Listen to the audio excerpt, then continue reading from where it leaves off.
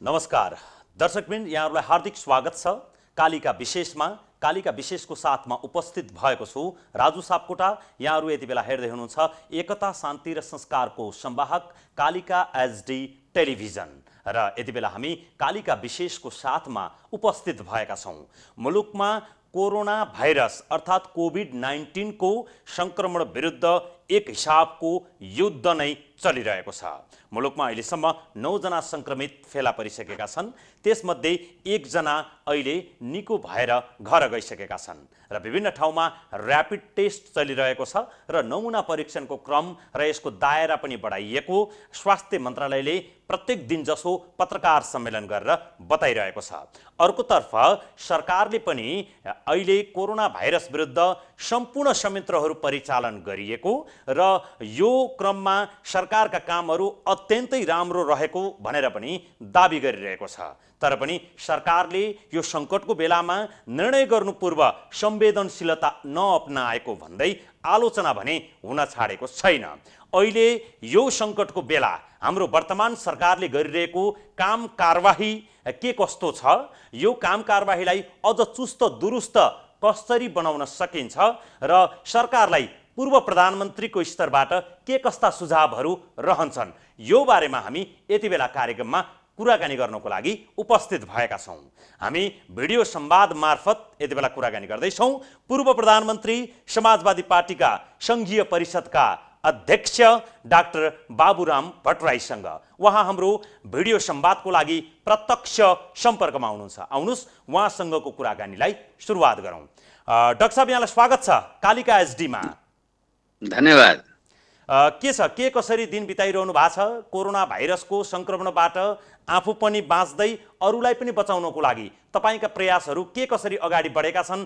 आम श्रोता, आम जनताको लागि भनिदिनुहोस् न, के गर्दै हुनुहुन्छ यहाँले? यो हाम्रो जीवनकालकै एउटा अत्यन्त विशिष्ट परिघटना हो। संसारकै 2/3 भन्दा बढी जनसङ्ख्या अहिले लकडाउन अथवा बन्दाबन्दीको अवस्थामा छ। यति बेला यो कोरोना भाइरसलाई हामीले वास्तवमा रोक्नको निम्ति हामीले एकअर्कासँग संसर्ग नगर्ने, यो नै यसको एकमात्र चाहिँ उपाय। यसको कुनै औषधि, भ्याक्सिनेसन केही पनि छैन। त्यसो भएको हुनाले आफ्नो घरमा बसेर आफू सुरक्षित हुने र कोरोनालाई सर्न नदिने यो विधि हामी सबैले अपनाउनु पर्छ।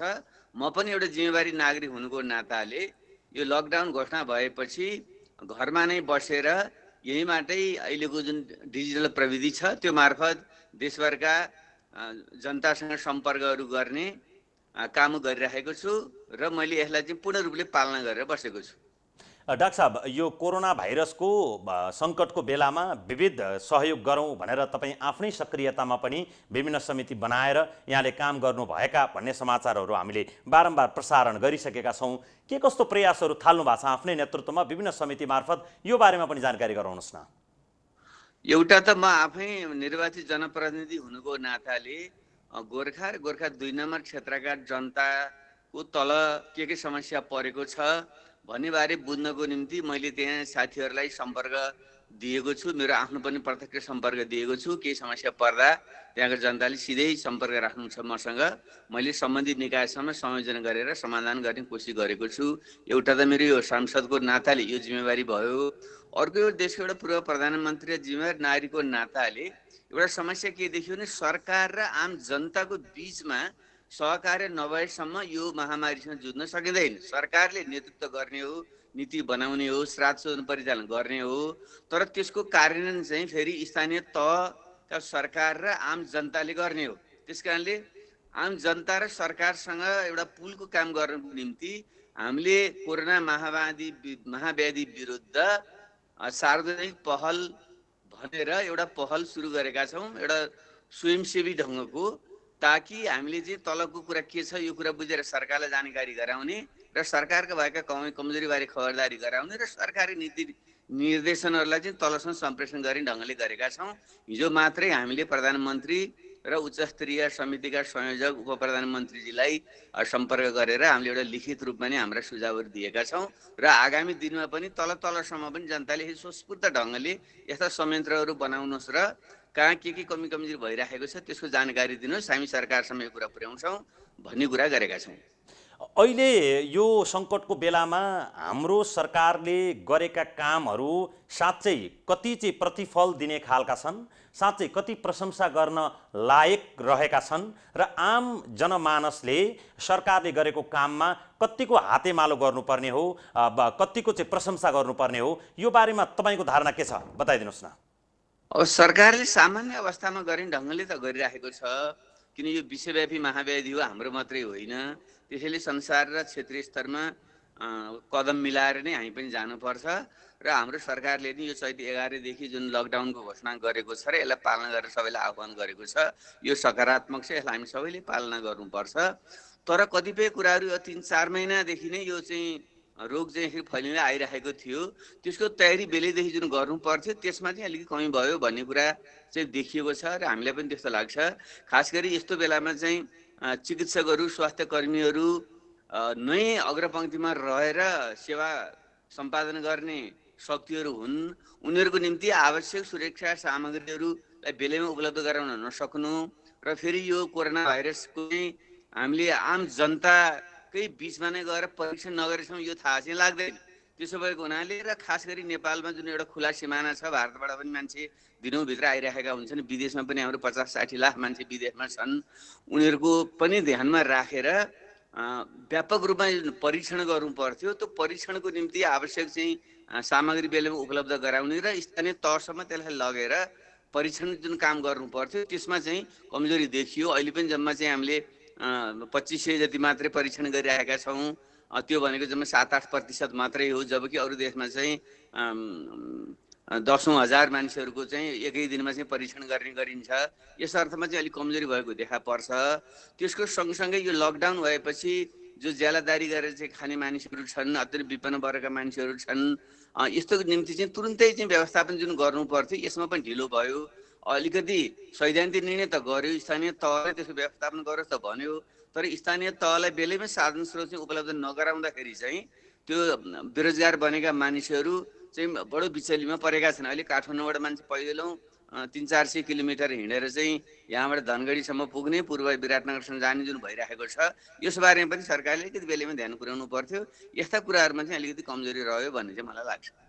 जस्तो कमजोरी भएका जुन पाटो छन् त्यो पाटालाई साँच्चै सुधार्न सकिन्छ सकिन्न? सरकारले अब हिजो काठमाडौँबाट 2 दिन चाहिँ बाहिरिन दिने तर भित्रिन नदिने खालको निर्णय गर्यो, फेरि 1.5 घन्टा पनि टिक्न सकेन। यो सवालमा जो काठमाडौँबाट बाहिर जान चाहन्छन् उनीहरूलाई साँच्चै काठमाडौँभन्दा बाहिर पठाउन मिल्ने हो, मिल्ने होइन, अथवा त्यो गर्दा अझै धेरै जोखिम रहन्छ? तपाईँको बुझाइ के छ पूर्व प्रधानमन्त्रीको नाताले? यसमा सरकार अलिकति चुकेकै हो, किन सरकारले चाहिँ अलिकति सोच विचार गरेर नै निर्णयहरू गर्नुपर्छ। यस्तो विषयमा के गर्नुपर्छ भन्ने मलाई लाग्छ भने लकडाउन गरिसकिएपछि जो अत्यन्त हाम्रो देशमा मजदुरहरूको अवस्था अत्यन्त चाहिँ जटिल छ भनिन्छ। हाम्रो 70% चाहिँ हाम्रा मजदुर चाहिँ असङ्गठित र अनौपचारिक क्षेत्रमा काम गर्छन्। त्यसो भएको हुनाले उनीहरूको सङ्ख्या कति छ, तिनीहरू कहाँ कहाँ केन्द्रित छन् भन्ने कुरा बुझेर एउटा चाहिँ केन्द्रीय स्तरबाट एउटा चाहिँ संयन्त्र चाहिँ निर्माण गर्ने, आजकल त चाहिँ एपहरूको चाहिँ निर्माण हुन सक्छ। त्यहाँबाट जो असङ्गठित क्षेत्रमा, निर्माणका क्षेत्रमा मजदुरहरूले काम चाहिँ गर्छन्, कहाँ कति छन् भन्ने कुराको तुरन्तै तथ्याङ्क लिने र ती कहाँ कहाँ मानिसहरू छन् तिनको कुराहरूलाई बुझेर सकेसम्म तिनीहरूलाई तिनी व्यवस्थापन गर्ने र होइन ती व्यवस्था गर्न नसक्ने रहेछ, स्थानीय तहसँग जोड्नु परिरहेछ भने केन्द्रले नै यहाँ संयोजन गरेर आफ्नो स्थानीय तहसँग जोडेर ती मानिसहरूलाई बेलैमा त्यहाँ पुग्ने व्यवस्था गरिदिनु पर्थ्यो। अहिले यसरी चाहिँ अलपत्र पारेर छोड्नु चाहिँ उपयुक्त थिएन र फेरि बिचमा यो लकडाउनको बेलामा चाहिँ खुला राख्नु चाहिँ उपयुक्त हुँदैन, किनकि एउटाले 10 जनामा 10 जनाले 100 जनामा सर्दै जाने यो रोग हो। त्यसो भएको हुनाले मान्छेहरूलाई चाहिँ बाहिर आउजात गर्न दिनु त हुँदैन, तर त्यसको चाहिँ केन्द्रीय रूपमा चाहिँ एउटा अनुगमन गरेर तिनीहरूलाई चाहिँ एउटा व्यवस्थापन गर्न सक्नुपर्छ। त्यसमा चाहिँ कमजोरी भएको। जस्तो अहिले चाहिँ सरकारले बनाएको उच्च स्तरीय समितिले काम गरिरहेको छ, यो उच्च स्तरीय समिति भन्दा पनि सर्वदलीय समिति बनाएर विभिन्न पार्टीका शीर्षस्थ नेताहरूलाई अथवा प्रतिनिधिहरूलाई त्यहाँ राखेर निर्णय गर्न सक्यो भने चाहिँ अलिकति आलोचना नहुने, अलिकति धेरैजनाको दिमाग लागेपछि अझ राम्रो खालको आइडियाहरू फुर्ने खालको परिस्थिति बन्न सक्छ भनेर पनि चाहिँ धेरै सुझावहरू आएका छन् डाक्टर साहब, होइन? तपाईँको सुझाव चाहिँ के रहन्छ यो बारेमा? अरे यस्तो बेलामा त हामीसँग निर्वाचित सरकार छ, बहुदलीय लोकतन्त्रमा जो बहुमत प्राप्त पार्टी हुन्छ त्यसले सरकार चलाउँछ र बहुमत प्राप्त नगरेको चाहिँ पार्टीले चाहिँ बाहिरबाट चाहिँ निगरानी गरेर सहयोग गर्छ। यो नै एउटा विधि हो। त्यसो भएर यस्तो बेलामा नि अलि फेरि कतिपयले जुन एउटा संयुक्त सरकार हुनुपर्छ भन्ने अथवा संयुक्त संयन्त्र हुनुपर्छ भन्ने आछन्, त्यो चाहिँ अब लोकतन्त्र सम्मत हुँदैन। सरकारलाई नै हामीले घचाउने हो, जिम्मेवारी सरकारकै हो। तर जिम्मेवारीले चाहिँ एउटा सरकारले चाहिँ यो विपक्षी दलका मानिसहरू र विज्ञहरू उनीहरूलाई चाहिँ आमन्त्रित गरेर सल्लाहकारको रूपमा उनीहरूका सल्लाह सुझावहरू लिने र उहाँहरूका चाहिँ आलोचना सुझावहरूलाई चाहिँ ग्रहण गर्नुपर्छ। तर चाहिँ फेरि सरकारको सट्टामा अर्कै संयन्त्र बनाउँछु भन्न थाल्दाखेरि चाहिँ झन् चाहिँ त्यसलाई चाहिँ ढिलो ढालो हुने र अस्पष्टता हुने, न सरकारले न विपक्षले गर्ने भने जस्तो हुन्छ। अहिले त्यस्तो विवादतिर जानु उपयुक्त छैन। सरकारले नै काम गर्नुपर्छ, तर सबैको आवाज सुनेर जानुपर्छ र मुख्य रूपमा चाहिँ सङ्घीय सरकार मात्रै होइन, यसलाई कार्यान्वयन गर्ने स्थानीय प्रदेश र स्थानीय सरकारले हो। त्यसैले सङ्घ प्रदेश र स्थानीय तहको बिचको चाहिँ सहकार्य राम्रो, संयोजन राम्रो हुनु पर्यो र विपक्षी दलहरू, विभिन्न नागरिक समाजका मानिसहरू, विज्ञहरू, स्वास्थ्य कर्मीहरू, अर्थशास्त्रीहरू, उहाँहरूको चाहिँ राय सुझाव लिने चाहिँ एउटा संयन्त्र बनाएर त्यसलाई ग्रहण गर्ने तरिका चाहिँ सरकारले अपनाउनु पर्छ। त्यसैको निम्ति नै हामीले यो सार्वजनिक पहल भनेर चाहिँ स्वयंसेवी रूपमा चाहिँ सुरुवात पनि हामीले गरेका हौँ। डाक्टर साहब, यो सङ्कटको बेलामा हाम्रो मुख्य अभिभावक भनेको सरकार नै हो। पार लगाउँछ त सरकारले लगाउँछ, पार लगाउन सक्दैन भने पनि त्यो सरकारले नै जिम्मेवारी लिनुपर्छ भन्ने खालको परिस्थिति हो। यस्तोमा सरकारको चाहिँ एकदम प्रशंसा हुनुपर्ने थियो। तर त्यसको ठिक विपरीत यही बेलामा अनियमितता, यही बेलामा भ्रष्टाचार, यही बेलामा चाहिँ यो कच्चा खालको निर्णयका प्रसङ्गहरू अहिले चाहिँ सतहमा आएका छन्। यो किन भइरहेछ? काम गर्ने ढङ्ग पुगेन अथवा चाहिँ यो सङ्कटको बेलामा यस्तै हुन्छ? हो, यसमा गम्भीर ढङ्गले हामीले सोच्नै पर्छ। यस्तो बेलामा पनि हेलो हजुर हजुर हजुर यस्तो बेलामा पनि जुन एउटा भ्रष्टाचार अनियमितता भएका कुरा आएका छन्, यो चाहिँ अत्यन्त दुःखद छ। खास गरी हिजो हाम्रो त्यत्रो आन्दोलन क्रान्ति गरेका साथीहरू सरकारमा पुगेपछि निस्वार्थ ढङ्गले जनताको पक्षमा जसरी काम गर्नु पर्थ्यो, एउटा लोकतन्त्र पारदर्शी ढङ्गले काम गर्नु पर्थ्यो, कुनै सामग्री अथवा चाहिँ मगाउँदा किनबेच गर्दा, ठेक्कापट्टा गर्दा चाहिँ पारदर्शी र खुला ढङ्गले, विधिसम्म ढङ्गले हुनु पर्थ्यो। त्यसमा जुन अपारदर्शिता देखियो र आफ्नै आसेपासे मान्छेहरूको चाहिँ चङ्गुलमा परेर तिनै आफ्ना मान्छेहरूलाई चाहिँ ठेक्का दिने, त्यही नै भ्रष्टाचार गर्ने जस्तो काम यस्तो स्वास्थ्य सङ्कटको बेलामा पनि जुन गरियो, यो चाहिँ अत्यन्त दुःखद छ। यस बारेमा चाहिँ जनताले पनि आवाज उठाएका छन्, मिडियाले उठाएको छ, हामी प्रतिपक्षमा हुनेहरूले पनि उठाइरहेका छौँ, उठाउनु पर्छ। यसमा चाहिँ अब सरकारको कमजोरी त हुँदै हो। त्योभन्दा पनि ठुलो चाहिँ कुरा के हो भनेदेखि यो राज्य भनेको चाहिँ हामी सबैको जनताको चाहिँ एउटा साझा अभिभावकीय संयन्त्र हो भन्ने कुरा बुझ्नु पर्थ्यो। राज्य भनेको चाहिँ कसैको चाहिँ जुन पार्टीले जितेर गयो त्यसको चाहिँ एउटा निजी सम्पत्ति हो, यसको चाहिँ आफ्नो ढङ्गले जे दुरुपयोग गरिनु हुन्छ भन्ने मान्यता राख्नु हुँदैन थियो। त्यसो देख्नु उपयुक्त भएन। तैपनि यस्तो बेलामा चाहिँ धेरै विवादमा पर्नुभन्दा सरकारले बेलैमा चाहिँ यस्ता कमी कमजोरीलाई चाहिँ स्वीकारेर सच्याउँदै जाने र नागरिकहरू र प्रतिपक्षी दलहरूले चाहिँ सरकारले खबरदारी गर्ने र सरकारका चाहिँ लकडाउन लगायतका जुन प्रयत्नहरू छन् त्यसमा चाहिँ फेरि सहयोग पुर्याउने, यसरी चाहिँ अहिले हामी जानु पर्यो। अर्थात् चाहिँ एउटा रचनात्मक आलोचना सहितको चाहिँ सरकारले सहयोग गरेर जाने हामी सबैको चाहिँ यति बेला चाहिँ नीति र व्यवहार हुनुपर्छ। जस्तो प्रधानमन्त्रीले एक्सन लिने सवालमा चाहिँ अलिकति खुट्टा कमाउनु भयो। यो बेलामा चाहिँ एकदम चाहिँ जोसँग क्षमता छ, क्षमतावान मान्छेहरू खोजेर स्वास्थ्य मन्त्रालयको जिम्मेवारी दिने अथवा त्यस्तै किसिमको जिम्मेवारी दिने पनि त्यो अधिकार प्रधानमन्त्रीसँग थियो, किनकि 2/3 सरकार अहिले रहेको छ। त्यो आफूसँग भएको अधिकार प्रधानमन्त्रीज्यूले चाहिँ प्रयोग गर्न चाहनु भएन। किन चाहनु भएन भनेर गम्भीर प्रश्नहरू पनि खडा भएका छन्। प्रधानमन्त्रीको कार्यशैलीमा तपाईँको टिप्पणी के छ डाक्टर साहब? अब अहिले त्यति नजाने बेला अहिले उपयुक्त होइन। मैले त सुरुदेखि नै भनेको छु, प्रधानमन्त्रीजीले देशको लागि अलिक दूरगामी ढङ्गले एउटा चाहिँ सोच राखेर जसरी चाहिँ योजना बनाएर जान सक्नु पर्थ्यो। त्यसमा सायद उहाँको स्वास्थ्यको कारणले गर्दा पनि हो कि किन हो त्यति गरिसक्नु भएको छैन। उहाँले त्यो कमजोर पाटो त मैले त आफ्नो तर्फबाट औँलाइले आएको छु। भलै म उहाँको एउटा ठुलो त्याग तपस्याको जुन इतिहास छ म त्यसको सम्मान गर्दछु, तर त्यहाँ चाहिँ उहाँको क्षमता नपुगेको हो कि अथवा उहाँले क्षमताको चाहिँ परिचालन गरेर नजान्नु भएको हो। हाम्रो सबै पार्टीहरूको चाहिँ समस्या के पर्यो भने हामीले पार्टीलाई एउटा नीतिको आधारमा, आदर्शको आधारमा चलाउनु भन्दा पनि आफ्नो एउटा स्वार्थको रूपमा मात्रै यसलाई ग्रहण गर्ने र हामी सबैले आफ्नो गुट बनाउने अनि गुटकै मान्छेहरूलाई घेरिएर बस्ने यस्तो त देखियो। उहाँकोमा अलि बढी देखियो होला, अरूमा कमी देखियो होला। यो हाम्रो पार्टीहरू सबैको चाहिँ यो रोग चाहिँ म त्यति देख्छु। यसलाई हामी सजाय जान्नुपर्छ। यति बेला हामीले पार्टी गुट हेर्ने होइन, एउटा मानवीय जुन समस्या मानव जातिले झेल्नु पर्ने जुन समस्या आएको छ यसको समाधान गर्नुको निम्ति हामी सबै यो भएर चाहिँ जान चाहिँ तय हुनुपर्छ र यसको नेतृत्व चाहिँ सरकारको नेतृत्व गर्ने प्रधानमन्त्री लिनुपर्छ। यसमा चाहिँ उहाँको कार्यशैलीमा सुधार होस् भन्ने म आग्रह गर्न चाहन्छु। डाक्टर भट्टराई, अब नेपालबाट विभिन्न मुलुकले चाहिँ आफ्ना नागरिकहरू धमाधम विमान चार्टर गरेर लगिरहेका छन् होइन। नेपाल वायु सेवा निगमकै जहाजहरू पनि अस्ट्रेलियादेखि विभिन्न देशमा उडिरहेका छन्, तर उनीहरू त्यो जहाज चाहिँ खाली आइरहेको छ। विदेशमा रहेका नेपालीहरू ल्याउनतर्फ त्यति धेरै ध्यान दिएको पनि देखिएन र सीमा नाकामा रोकिएका जति पनि नेपालीहरू छन् उनीहरूको बारेमा सरकारले चासो नदिएको भन्ने कुराहरू पनि अहिले तारन्तार आइरहेका छन्। उनीहरूको सवालमा बोल्नुपर्ने कसले हो, अथवा उनीहरूले कोरोना ल्याउँछन् भनेर डराएर उनीहरूलाई नल्याउँदा नै उचित हुने हो, उनीहरूको अभिभावकत्व ग्रहण नगर्दा नै उचित हुने हो अहिलेको अवस्थामा? यो बारेमा चाहिँ के देख्नु भएको छ डाक्टर साहब? यो बारेमा प्रश्न भनिदिनुहोस् न यहाँले। हो, यो धेरै गम्भीर विषय तपाईँले उठाउनु भयो। हेर्नु, हाम्रो यिनीहरूले के ख्याल गर्नुपर्छ भने हाम्रो नेपालको चाहिँ जुन सक्रिय जनशक्ति छ देशको झन्डै 1/3 अर्थात् 60 लाखभन्दा बढी मान्छे विदेशमा बस्छन्। त्यसले ती पनि हाम्रा नेपाली हुन् र यस्तो बेलामा चाहिँ उनीहरूको चाहिँ सुरक्षाको बारेमा पनि हामीले ध्यान दिनुपर्छ भन्नेमा हामी पुगेका छैनौँ। भनौँ अहिलेसम्म आफ्नो देशभित्र कुनै पनि मान्छे कोरोना भाइरसबाट मरेको छैन, एउटा हाम्रो निम्ति सन्तोषको विषय त हो। तर हाम्रा नेपालीहरू विदेशमा त 1 दर्जन जति मान्छेहरू त विदेशमा मरिसकेका छन्। बेलायतमा, अमेरिकामा विभिन्न देशमा मान्छेहरू चाहिँ नेपालीहरू मरिरहेका छन्। त्यो चाहिँ हामीले अहिले धेरै ध्यान दिएका छैनौँ। एउटा पाटो त्यो।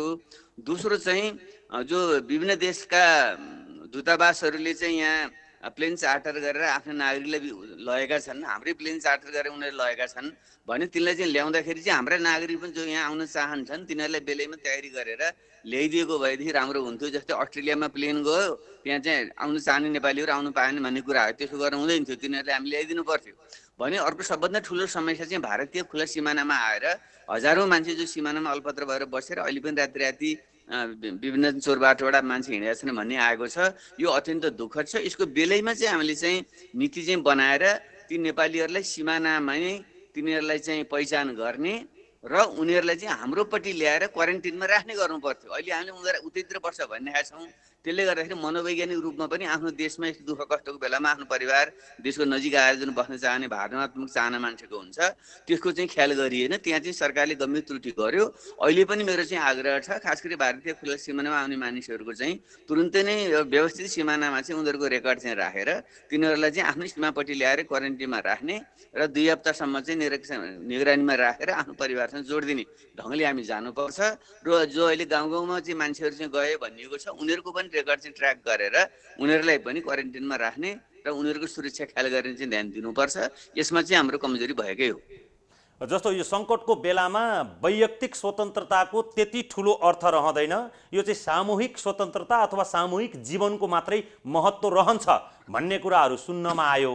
यो मानवाधिकारको यो बेलामा साँच्चै धेरै सङ्कुचन हुने हो, वैयक्तिक स्वतन्त्रताको कुनै पनि अर्थै नहुने हो यो बेलामा, अथवा के हो परिस्थिति? यो पनि भनिदिनु पर्यो डाक्टर साहब यहाँले। यो प्रधानमन्त्रीले अस्ति आफ्नो सम्बोधनमा जानेर हो कि जुरो चिप्लिएर हो अलिकति गलत कुरा भन्नुभयो। त्यहाँ जीवन अथवा स्वतन्त्रता मध्ये एउटा रोज्नुपर्छ, दुइटै जाँदैन भन्ने आशयले जुन बोल्नुभयो त्यो गलत हो। लोकतन्त्रमा जीवनको स्वतन्त्रता, अभिव्यक्तिको स्वतन्त्रता यी चाहिँ अभिन्न ढङ्गले जोडिएका हुन्छन्। त्यसो भए तीमध्ये एउटा छाना भन्नु कि त मर बाँच्ने हो भने चाहिँ तेरो स्वतन्त्रता गुम्छ, मैले अनुसार मान्नुपर्छ भन्नु लोकतान्त्रिक मान्यताभित्र मिल्दैन। यो उहाँले बुझेर भन्नु हो कि अथवा नबुझिकन भन्नु हो, यो चाहिँ बेठिक भयो। यसबारे चाहिँ सबैले टिप्पणी गरिरहेका छन्। म पनि के आग्रह गर्न चाहन्छु भने यो यस्ता महाव्याधिहरू आउँदाखेरि इतिहासमा पनि के भएको छ भने जहाँ अलि त लोकतान्त्रिक तरिकाले खुला ढङ्गले मानिसहरूका आवाजहरू भनाइहरू सुन्ने र सरकारले पनि पारदर्शी ढङ्गले विधिसम्म ढङ्गले काम गर्दाखेरि चाहिँ जनधनको क्षति कम भएको छ, विवाद पनि भएको छैन। तर चाहिँ तानाशाही शासकहरूले जनताका सबै अधिकार कुण्ठित गरेर मैले जे भन्छु त्यही मान भन्दाखेरि चाहिँ जनताको सहभागिता त्यहाँ नहुने, त्यसले गर्दाखेरि सरकार एक्लैले चाहिँ काम गर्न नसक्ने र त्यसले चाहिँ गर्दाखेरि झन् मानिसहरूको चाहिँ ज्यान बढी गएको, नोक्सान बढी भएको देखिएको छ। र त्यही स्वतन्त्रता कुण्ठित हुने बहाना गर्ने चाहिँ एउटा बहानामा चाहिँ गलत मान्छेहरूले चाहिँ भ्रष्टाचार गर्ने, अनियमितता गर्ने पनि हुन्छ। त्यसो भएको हुनाले हामीले जीवन र स्वतन्त्रता मध्ये एउटा छान भन्नु हुँदैन। हामीले लोकतन्त्रमा दुईटै चाहिन्छ। डाक्टर साहब, यो लकडाउन बाहेक अरू विकल्प छैन? अब जति लकडाउन लम्बिन्छ अब त्यसलाई सहर्ष ग्रहण गरेर आम सर्वसाधारण घरभित्र बस्नुको कुनै पनि विकल्प छैन हो? जति लम्बिए पनि अब सहनै पर्ने परिस्थिति हो। अब यो लकडाउन त बाध्यता हो, तर लकडाउन पनि विविध छन्, विविध तरिकाहरू अपनाउन सकिन्छ। जस्तै सबै पुरै देशलाई बन्द नगरेर क्रमशः जहाँ चाहिँ बढी यसको सम्भावना बढी छ, जोखिम बढी छ, ती ठाउँमा अलि लकडाउनलाई अलि कडाइपूर्वक राख्ने र अरू कतिपय ठाउँमा चाहिँ अलिकति खुकुलो गर्दै जान पनि सकिन्छ। विभिन्न देशले त्यो तरिका अप्नाएका पनि छन्।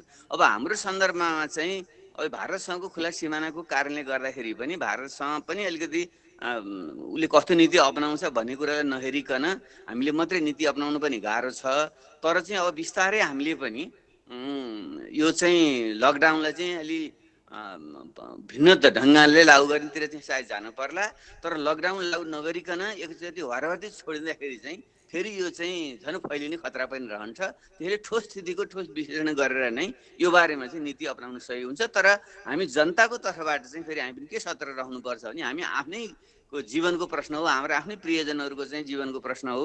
त्यसले हामीले पनि सरकारले यो गर्यो त्यो गर्यो गरेन भन्नु मात्रै भन्दा पनि हामीले हाम्रो सुरक्षाको निम्ति के गर्दा ठिक हुन्छ भन्ने ढङ्गले आफ्नै आचरण पनि हामीले चाहिँ गर्न सक्नुपर्छ। अब आम मानिसहरू घरभित्र रहँदै गर्दाखेरि अब धेरै बाहिर त अब निक्लिने कुरो पनि भएन होइन। अर्थतन्त्र ठप्प प्राय रहेको छ। अब तपाईँ पूर्व अर्थमन्त्री भएर पनि एक किसिमको प्रशंसा पाइसक्नु भएको व्यक्ति हुनुहुन्छ। प्रधानमन्त्री भएर पनि त्यस्तै किसिमको राम्रो काम गरेर तपाईँको उच्च प्रशंसा पनि भएको थियो। यो हिसाबले हेर्दै गर्दाखेरि मुलुकको अर्थतन्त्र चाहिँ कतिको डामाडोल हुने देख्नु भएको छ डाक्टर साहब यहाँले? हो, यो चाहिँ ठुलो खतरा छ। हेर्नु अहिले विश्वमा नै अब आर्थिक मन्दी आउँछ भन्ने प्रक्षेपण गरिएको छ। जुन विश्वको आर्थिक वृद्धि दर झन् 3% हाराहारी त्यो चाहिँ घटेर 0.5मा झर्छ भन्ने जस्तो प्रक्षेपण पनि मान्छेले गरिरहेका छन्। यो त्यस्तो भयो भने फेरि हाम्रो चाहिँ 50-60 लाख मान्छे चाहिँ विदेशमा जान्छन्। तिनले कमाएर पठाएको पैसा 8-9 खर्ब प्रति वर्ष, त्यो पैसाले हाम्रो अर्थतन्त्र यहाँ धानिएको छ, घर घरमा चुलो बलेको छ। यदि चाहिँ ती हाम्रा विदेशमा गएका नेपालीले रोजगारी नपर्ने भयो, जो चाहिँ डिप्रेसनको पैसा आउँथ्यो त्यो नआउने भयो भने हामीले यहाँ ठुलो चाहिँ एउटा चाहिँ बेरोजगारीको चाहिँ खतरा र चाहिँ हाम्रो चाहिँ अर्थतन्त्रमा ठुलो सङ्कट चाहिँ आउने स्थिति चाहिँ आउँछ। र यो लामो समय लकडाउन हुँदाखेरि साना बन्द व्यवसायहरू चाहिँ बन्द हुने, मान्छेको रोजगारी गुम्ने र ब्याङ्कबाट जुन ऋण लिएर मान्छेहरूले चाहिँ व्यवसाय गरेका छन् त्यो तिर्न नसकेर चाहिँ चौपट्ट हुने, यस्ता स्थितिहरू चाहिँ आउन सक्छन्। यसलाई ध्यान दिँदै सरकारले चाहिँ यो विषयमा चाहिँ नीति ल्याउनुपर्छ। एउटा तत्काल त राहतको निम्ति, जो मान्छे अहिले तत्कालै गुजारा गर्ने चाहिँ गाह्रो छ, जसको चाहिँ रोजगारी गुमेको छ, त्यसको निम्ति चाहिँ एउटा तत्कालीन एउटा प्याकेज। अर्को चाहिँ दीर्घकालीन रूपमा यसले जुन असर पर्छ, विदेशमा रहेका लाखौँ नेपालीहरू, मेरो विचारमा झन् 15-20 लाख नेपालीहरू चाहिँ विदेशबाट चाहिँ रोजगारी गुमाएर फर्कने सम्भावना रहन्छ। यस्तो भयो भने हाम्रो गाउँको जुन अर्थतन्त्र छ, हिजो चाहिँ त्यत्तिकै बाँझो छोडेर हामीले जमिनलाई छोडेका छौँ, त्यसलाई चाहिँ सरकारले उपयुक्त नीति ल्याएर कृषिको चाहिँ पुनर्जागरणको एउटा योजना चाहिँ ल्याउने र ती हाम्रा युवाहरूलाई चाहिँ एउटा आधुनिक ढङ्गले चाहिँ खेती व्यवसायहरूमा चाहिँ लगाउने काम गर्न सक्छ। त्यस्तै साना मध्यम व्यवसायहरूको निम्ति सरकारले विशेष प्याकेज ल्याएर उनीहरूलाई चाहिँ जो ऋण लिएका छन् त्यसलाई चाहिँ अलि मुक्ति चाहिँ दिने र चाहिँ सस्तो चाहिँ दरमा चाहिँ एउटा कर्जा प्रवाह गरेर व्यवसाय सञ्चालन गर्नुको निम्ति सहयोग गर्ने, त्यो गर्न सक्छ। त्यसरी नै पर्यटन क्षेत्रमा अहिले चाहिँ जुन हाम्रो अर्थतन्त्रको ठुलो हिस्सा चाहिँ धानिएको छ, त्यहाँ पर्ने समस्याको निम्ति एउटा विशेष प्याकेजको व्यवस्था गर्ने र शिक्षा जस्तो क्षेत्रमा स्कुल कलेजहरू बन्द भएर विद्यार्थीहरूको पढाइ बिग्रिएको छ, त्यसलाई चाहिँ एउटा आधुनिक प्रविधिको चाहिँ प्रयोग गरेर घरमै बसेर चाहिँ डिस्टेन्स लर्निङको तरिका जुन गर्न सकिन्छ त्यसको व्यवस्था गर्ने आदि योजना चाहिँ सरकारले छिटो ल्याउनुपर्छ। नत्र भने चाहिँ आगामी दिन चाहिँ धेरै कष्टकर हुने खतरा छ। जस्तो यो संसद विकास कोष छ, सांसदहरूकै पारिश्रमिकको कुराहरू छन्, यसमा कतिको बोल्ड डिसिजन गर्नुपर्ने आवश्यकता देख्नु भएको छ डाक्टर साहब यहाँले? होइन, सरकारले यस्तो आपतकालीन स्थितिमा चाहिँ हिजोको चलाते तरिकाले जान नगइकन चाहिँ जहाँ रकमहरू चाहिँ स्थानान्तरण गर्नुपर्छ त्यो गर्न सक्छ। त्यो सरकारको अधिकारभित्रको कुरा हो। यहाँ अहिले धेरै मान्छेले सांसद विकास कोष मात्रै कुरा गरेका छन्, त्यो त जम्मा 10-12 अरब रुपियाँको कुरा हो। यहाँ अर्थशास्त्रीले के अनुमान गरिरहेका छन् भने हामीले यो आर्थिक सङ्कटबाट गुज्रनको निम्ति 1 खर्बदेखि 2 खर्ब रुपियाँ चाहिँ हामीले चाहिन्छ भनिरहेका छन्। त्यसले हामीले चाहिँ सांसद कोषको मात्रै कुरा होइन, अरू सबैतिर चाहिँ अनावश्यक ढङ्गले चाहिँ अहिले खर्च नभइकन बसिराखेको अथवा चाहिँ यो वर्ष खर्च नगरेर अर्को वर्ष खर्च गरे पनि हुने जुन कुराहरू छन् र अन्य सेवा सुविधा जो मान्छेहरूका छन् तिनमा चाहिँ अलिक कटौती गरेर हामीले चाहिँ कोषको व्यवस्था गर्नुपर्छ र त्यसलाई चाहिँ खुला र पारदर्शी ढङ्गले चाहिँ प्रयोग गर्नुपर्छ। यस्तो बेलामा चाहिँ सरकारले सबैको विश्वास लिएर चाहिँ एउटा साहसपूर्वक अगाडि बढ्ने आँट गर्नुपर्छ। तर सरकारले अलिकति यो विषयमा चाहिँ किन त्यो एउटा दूरदृष्टि नभएको हो कि अलिकति साहस र आँट नगरेको हो, यसले चाहिँ चिन्ता चाहिँ हामी सबैले ल्याएको छ। डाक्टर साहब, यो राहतको सवालमा स्थानीय तह वडा सरकारहरूलाई सक्रिय बनाइएको छ, एकद्वार प्रणाली लागू गरिएको छ। वडा अध्यक्षज्यूहरूसँग हामीले कुराकानी गर्दै गर्दाखेरि नगरपालिका पालिकाहरूले सीमित मात्र 1-2 लाख रुपियाँ पैसा दिएका छन्, त्योभन्दा बढी पैसा छैन र पैसाको लागि चाहिँ अरू व्यक्तिहरूसँग विभिन्न निजी संस्थाहरूसँग चाहिँ उहाँहरू भर पर्नुपर्ने अवस्था रहेको छ। यस्तोमा यो वडा सरकारहरूलाई यो रकमको सवालमा कसरी सबल बनाउने हो, यो बेलामा रकमान्तर गरेर राहत दिन सकिन्छ सकिन्न, यो बारेमा अलि प्रश्न भनिदिनुहोस् त, कसरी राहतलाई चुस्त दुरुस्त बनाउने होला?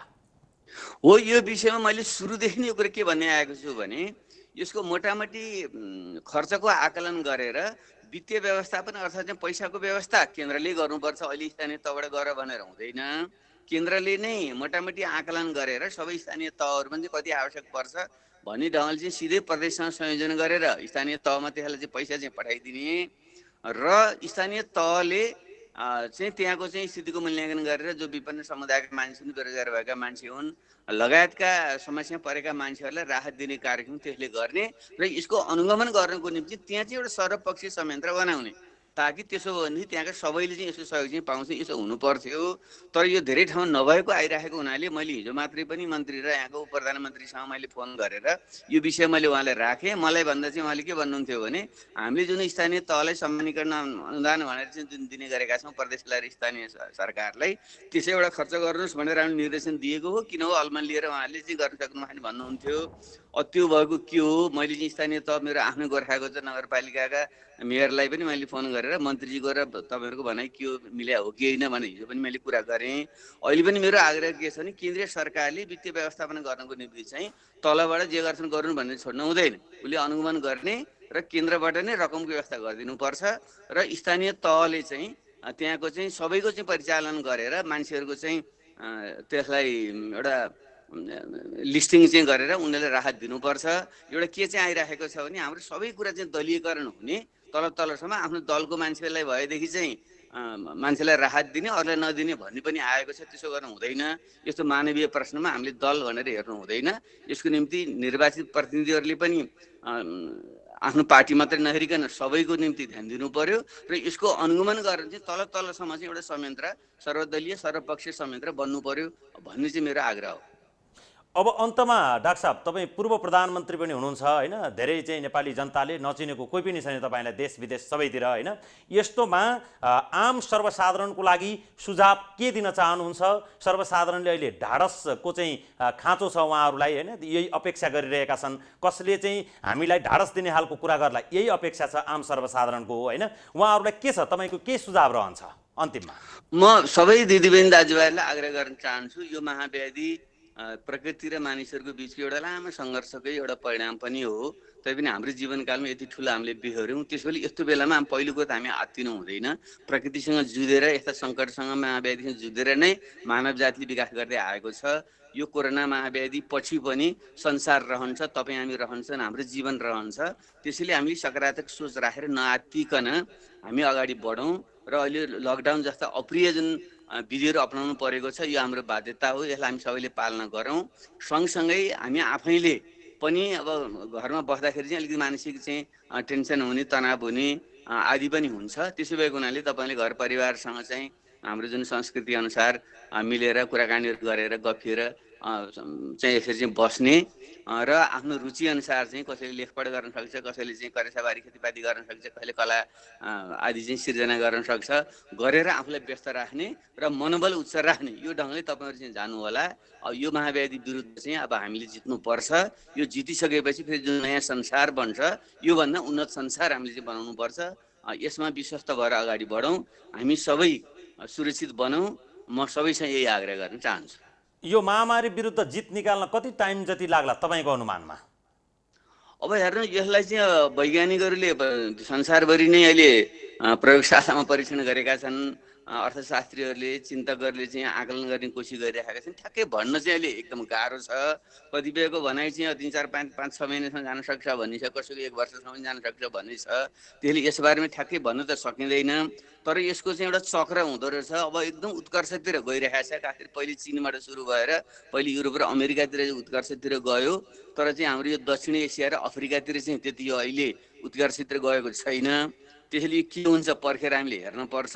तर हामी सतर्क हुँदै धेरै चाहिँ निराश नबनिकन नआत्तिकन जस्तै खराब परिस्थितिको निम्ति पनि फेरि चाहिँ मानसिक रूपमा तयार भएर बस्नुपर्छ। त्यसले सबभन्दा खराबको निम्ति चाहिँ एउटा सचेत बनौँ, तर ठिक राम्रो हुनेछ भन्ने चाहिँ आशा गरौँ। यही नै अहिलेको निम्ति उपयुक्त चाहिँ तरिका हो। अच्छा डाक्टर साहब, यहाँले आफ्नो व्यस्तताको बावजुद पनि कालिका एसडीको कालिका विशेष कार्यक्रमलाई समय उपलब्ध गराइदिनु भयो, आफ्नो धारणा राखिदिनु भयो। अत्यन्त आभारी छौँ र धन्यवाद पनि छ। सुरक्षित र सतर्क रहनको लागि हाम्रो तर्फबाट तपाईँलाई अनुरोध पनि छ। ल, यहाँलाई पनि धेरै धन्यवाद। सुरक्षित रहनुहोस्। हामी सबैको भलो होस्। धन्यवाद। श्रोता दर्शकहरू, यति बेला हामीले कालिका विशेषमा कुराकानी गऱ्यौँ पूर्व प्रधानमन्त्री समाजवादी पार्टीका संघीय परिषदका अध्यक्ष डाक्टर बाबुराम भट्टराईसँग। विशेषतः यो लकडाउनको बेलामा अहिले खास देशमा के कसरी काम हुनुपर्ने हो, उहाँको अनुभवले सरकार कसरी चल्नुपर्ने देखाउँछ, उहाँको सुझाव के छ, कोरोना विरुद्ध कस्ता खालका कार्यक्रमहरू ल्याइनुपर्ने हो, आत्मबल बढाउन के गर्नुपर्छ, अर्थतन्त्रमा के कस्तो प्रभाव पर्ने सम्भावना छ, राहत वितरणलाई कसरी चुस्त दुरुस्त बनाउन सकिन्छ, यी यावत विषयमा हामीले कालिका विशेषमा केन्द्रित रहेर पूर्व प्रधानमन्त्री डाक्टर बाबुराम भट्टराईसँग कुराकानी गऱ्यौँ। र यहाँहरूलाई यो कुराकानी कस्तो लाग्यो प्रतिक्रिया पठाउन नभुल्नुहोला। कोरोना सम्बन्धी अरू अपडेटको लागि कालिका मिडियालाई तपाईँहरूले साथ दिँदै गर्नुहोला। कालिका एसडीको यो कालिका विशेषबाट सम्पूर्ण टेक्निकल टिमको साथमा म